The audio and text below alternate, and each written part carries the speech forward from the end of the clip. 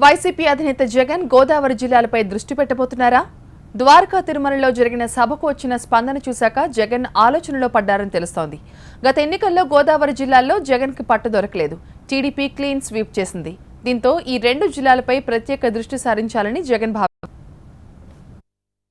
గత ఎన్నికల అనుభవంతో వైసీపీ అధినేత జగన్ వ్యూహం మారుస్తున్నారు.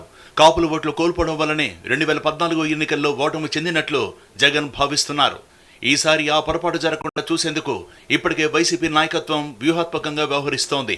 ఉభయ గోదావరి జిల్లాలను టీడీపీ స్వీప్ చేయడం వైసీపీకి అధికారాన్ని దూరం చేసిందని ఆ పార్టీ భావిస్తోంది.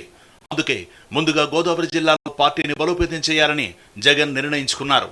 అందుకే ఈ రెండు జిల్లాల్లోనూ సీనియర్ కాంగ్రెస్ నేతల్ని పార్టీలోకి తీసుకుని పార్టీని క్షేత్రస్థాయిలో బలోపేతం చేయడానికి ప్రయత్నిస్తున్నారు. ముఖ్యంగా కొత్త కమిటీల్లో యువతరానికి ఎక్కువ ప్రాధాన్యం ఇవ్వాలని జగన్ భావిస్తున్నారు. ఇకపై గోదావరి జిల్లాల్లో తరచుగా జగన్ పర్యటించబోతున్నారు. ఇందుకోసం కార్యక్రమాలు కూడా రూపొందిస్తున్నారు.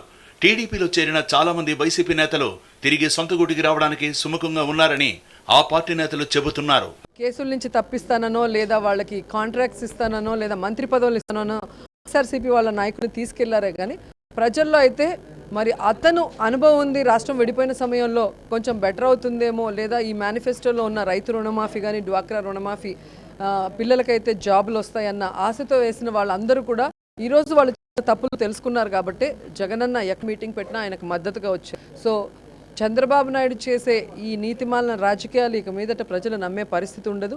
ఈ రాష్ట్ర వ్యాప్తంగా ఎక్కడికి జగన్ గారు వెళ్ళినా కూడా ప్రజలు బ్రహ్మరథం పడతారు. అండ్ ఆయన పరిపాలనలో మళ్ళీ రాజశేఖర రెడ్డి గారి పాలన చూడాలని ప్రతి ఒక్కరు కోరుకుంటున్నారు. రాయలసీమలో పార్టీ బలోపేతంగానే ఉన్నందున ఇక ఆంధ్ర ప్రాంతంపై దృష్టి సారించాలని పలువురు నేతలు జగన్ కు సూచించారు. సమస్యను గుర్తించిన జగన్ కూడా కోస్తా ప్రాంతాల్లో ప్రత్యేకించి గోదావరి జిల్లాల్లో మాజీ మంత్రులు, సీనియర్ నేతల్ని పార్టీలోకి ఆహ్వానించేందుకు సిద్ధమవుతున్నారు. ఇందులో భాగంగానే మాజీ మంత్రి కోటగిరి విద్యాధర్రావు కుమారుడు శ్రీధర్ను పార్టీలోకి తీసుకుని ఏలూరు లోక్సభ నియోజకవర్గ ఇన్ఛార్జిగా నియమించారు.